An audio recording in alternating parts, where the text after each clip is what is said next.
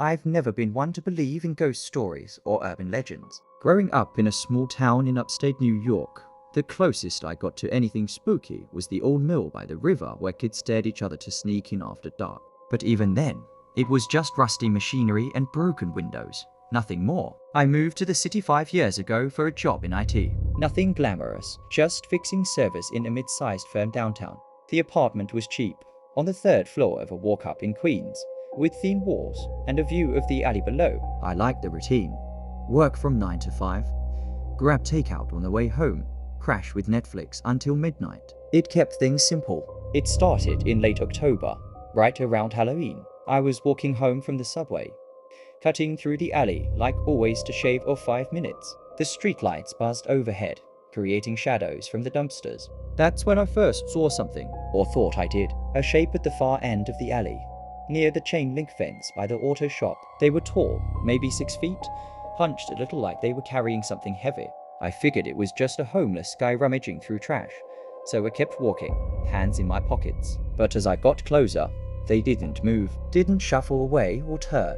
They just stood there, facing the fence, and I swear their head tilted just enough to look my way. I stopped, heart picking up a bit. "Hey," I called out, trying to sound casual, but got no answer. The figure didn't even twitch. Up close, under the dim light, they looked strange. Their coat was too long, dragging on the ground, and their arms hung loose at their sides, fingers almost touching the pavement. I took a step back, and that's when they moved. Not fast, but smooth, like oil sliding over glass. They turned toward me, and for a split second, I saw its face, or lack of one. Just smooth skin, no eyes, no mouth, nothing. Blank like a mannequin's head that hadn't been painted yet.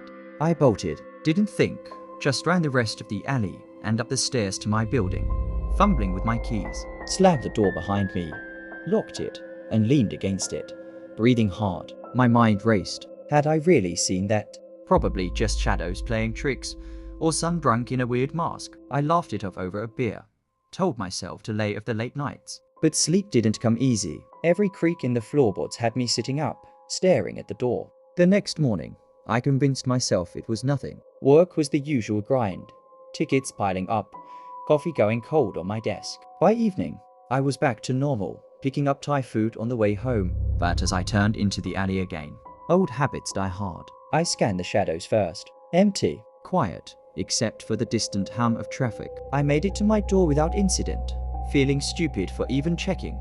That night though, I woke up around 2 o'clock to a scratching sound. Soft at first, like nails on wood. It was coming from the closet in my bedroom. I lay there, frozen under the sheets, telling myself it was the radiator or a mouse. But it got louder, rhythmic, like something testing the door from the inside. I grabbed my phone, flicked on the flashlight, and crept over. The knob was cool under my hand. I yanked it open. Nothing. Just my winter coat and a few boxes of junk from the move. Empty hangers swaying a little from the draft. I shut it quick, heart hammering, and double-checked the bedroom door. Locked. I didn't sleep after that. Just sat on the bed with the light on until dawn. By the 3rd day, I was jumpu. At work, I kept glancing over my shoulder, half expecting that blank face in the reflection of my monitor. My coworker Mike noticed. "You look like crap, man." Mike spat out. "Rough night." I shrugged it off. "Bad takeout," I said, but truth was, I'd started avoiding the alley. Took the long way around the block, even if it meant getting home 20 minutes later. The long route took me past a row of brownstones, quiet streets lined with parked cars. It felt safer, more open. That's when I saw it again. Not in the alley, but reflected in the window of a parked sedan as I walked by. There it was, a few paces behind me, matching my stride. Tall, coat dragging, arms too long. I whipped around, but the sidewalk was empty, just leaves skittering in the wind. My reflection stared back from the car window. Normal, pale-faced me, no monster trailing along. I hurried the rest of the way home, locked myself in, and poured a double scotch. It had to be stress. I'd been working overtime, skipping the gym. Hallucinations from exhaustion, that's all. But the reflections kept coming. The next morning, brushing my teeth, I caught it in the bathroom mirror, standing right behind me, close enough that its coat brushed my shoulder. I spun, toothpaste flying, and knocked over the trash can. Empty bathroom. The mirror showed only me, spitting foam into the sink. I smashed my fist into the glass, not hard enough to break it, but enough to crack a spiderweb in the corner. Blood trickled from my knuckles, mixing with the sink water. I bandaged it up, told myself to get a grip. I started covering the mirrors, towels over the bathroom one, a poster taped across the full length in the bedroom. At work, I angled my monitor away from the glass-walled conference room. It helped for a bit. No more glimpses. But then the sound started inside the apartment. Footsteps in the hallway, soft and deliberate, stopping right outside my door. I'd press my eye to the peephole, seeing nothing but the dim corridor and the neighbor's welcome mat. Once, I swear I heard breathing. Wet, raspy, like it was right on the other side of the wood. I didn't open it, just slid the chain across and went back to bed, gun under my pillow. I'd bought it after a break-in down the hall last year. Felt good to have it then. A week in, I called in sick. Couldn't face the subway, the crowds where anything could hide. Stayed in, blinds drawn, TV on low for noise. That's when the power flickered. Lights dimmed, then out, plunging the place into grey afternoon shadow. I waited, cursing the utility company, fumbling for candles in the kitchen drawer. As I lit one, the flame caught something in the living room. A silhouette against the window, backlit by the streetlight outside. It was there, pressed against the glass, fingers splayed wide, leaving smudges like it was trying to push through. I dropped the match, backed into the counter. The thing didn't move, just hung there, head cocked like it was listening. Blank face turned toward the sound of my breathing. I grabbed the gun from the bedroom, hands shaking, and leveled it at the window. Get the fuck out, I yelled, voice cracking. It slid down then, slow, like melting wax, falling at the base of the pane before vanishing. Power snapped back on a minute later. I didn't sleep, just sat in the armchair with the gun across my lap, watching the window until morning. I knew I had to do something. Couldn't keep living like this. That afternoon, I went to the library. Public place, lots of light, and started researching. Typed faceless figure in reflections into the computer, feeling ridiculous. Got hits on folklore sites. Doppelganger, shadow people, Japanese yokai. Nothing exact. One forum thread caught my eye. A guy from Brooklyn describing something similar. Tall thing in coats, showing up in mirrors first, then real life. He called it the attacher. Said it started after he found an old pocket watch in a flea market. Stole it, he thought, but once tossing it, it kept coming back in his pockets. Last post from him was 3 months ago. It's in the apartment now. Taking things. My keys yesterday. Help. It then hit me. I found a watch, stuck in my dresser drawer. I bookmarked the man's post, heart sinking. Sounded too close. I dug deeper, found a few more stories scattered across the web and obscure blogs. All ended abrupt. Posters vanishing. One mentioned a book, some out-of-print thing called Be Aware, the Attachers here from the 1920s. I jotted down the title, headed to a used bookstore in Manhattan. The place smelled like dust and mildew, shelves crammed floor to ceiling. The owner, an old guy with wiring glasses, nodded when I asked, pulled a thin volume from under the counter. Leather cover cracked, pages yellowed. Rare one, he muttered. Folks don't like reading it. Says it draws things out. I bought it for $20. Hid it in my bag like contraband. Back home, I cracked it open on the kitchen table. Handgun nearby. The text was dry, academic, talked about attacher entities, beings that mirrored human actions but inverted. Not copies, but inversions. They fed on doubt, on the spaces between what you see and what you know. Started in reflections because that's where the self fractures. The book had rituals, warnings. One line stuck. To bind an attacher. Offer what it seeks, a piece of the original. But beware, the attacher does not forget. What did that mean? A piece? I slammed it shut, paced the apartment. The sun was setting, shadows lengthening. That's when I noticed my coat rack by the door. Empty. I'd hung my jacket there that morning. Black wool, the one I wore every day. It was gone. I tore the place apart. Under the couch, in the closets, even the fridge. It had vanished, just like the forum guy's keys. Panic hit me hard. I grabbed my spare jacket, bolted out, chain rattling behind me, down the stairs into the street. Walked aimlessly for hours, under streetlights, past bars and delis. Ended up in a diner on the edge of the neighborhood, nursing black coffee at the counter. The waitress, a middle-aged woman with tired eyes, refilled my mug without asking. You okay, young man? Look like you've seen a ghost, she asked. I almost laughed. Almost. Instead, I told her bits of it.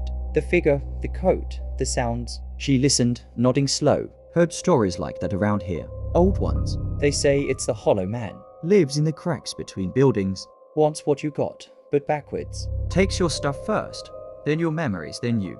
She leaned in, voice low. My grandma swore by sword lines and mirrors. Smash 'em all. Don't give it away back in. I thanked her, left a big tip, and bought a box of rock salt from the corner bodega. Back home, I sprinkled it along the windowsills, the doorframe, even the bathroom sink. Smashed the remaining mirror shards with a hammer.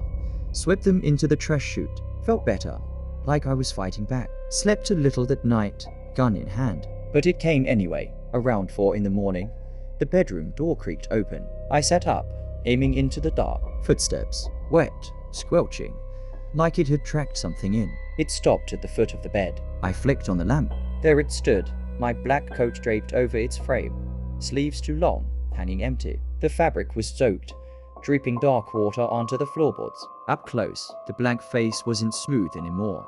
Faint lines etched in, like cracks in porcelain, and from them seeped the same dark liquid, pouring at its feet.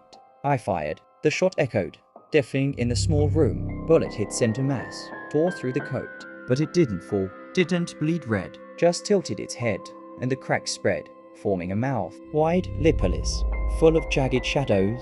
It stepped closer, arms unfolding, fingers elongating into claws that scraped the bed frame. I fired again, until the clip was empty. Clicks in the silence. It lunged then, slow but unstoppable. One claw pinning my wrist to the mattress, cold, like ice wrapped in wet cloth. The other hand, my hand in a way, because it mimicked my movements, reached for my face, pressed against my cheek, and I felt it pull. Not skin, but something deeper. Memories, flashes hit me. My first day in the city, laughing with Mike over bad pizza. Mom's funeral, the rain on the casket.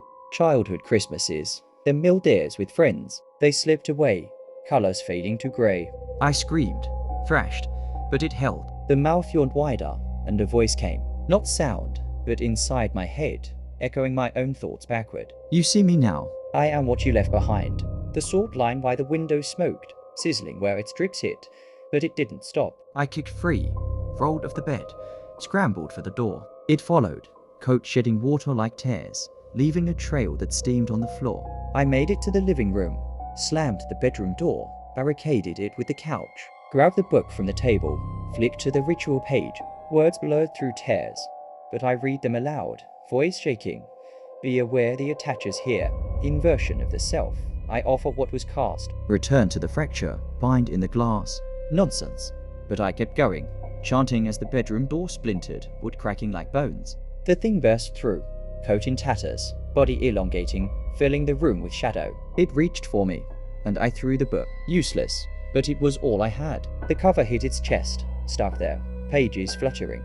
It recoiled, clawing at the air, and for a moment, I saw myself in it. Not the blank face, but my face. Older, hollow-eyed, wearing the coat. The attacher. What I'd become if I let the doubt win. I ran. Out the door, down the stairs, into the street. Didn't stop until I hit the subway.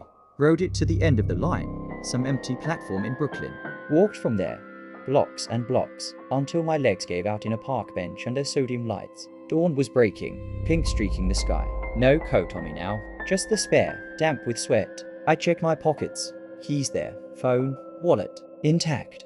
But the memories, spotty. I remember the job, the apartment, the alley. Fake shapes of family, friends, like photos half erased. I crashed at a motel that day, paid cash, slept with the door chained. Next morning, I called Mike, quit over voicemail, packed what I could into a duffel, clothes, laptop, the gun, and left the city. Drove west. No plan, just away. Ended up in a cabin rental in the Adirondacks, the kind with no neighbors for miles. Wood stove, lake view, quiet. It's been 2 months. I hike every day to clear my head. Wrote this down. Well, because if I don't, it fades more. The thing hasn't followed. No reflections out here. No mirrors. No windows big enough. But sometimes, at night, I hear scratching. Not on the door, but inside my skull. Like it's waiting patiently. And when I look at the lake, still as glass, I avoid staring too long. Because once, just once, I saw a ripple. And in it, a shape rising. Tall, coat dragging the water, head turning my way. I keep salt by the bed now, and the gun loaded, just in case.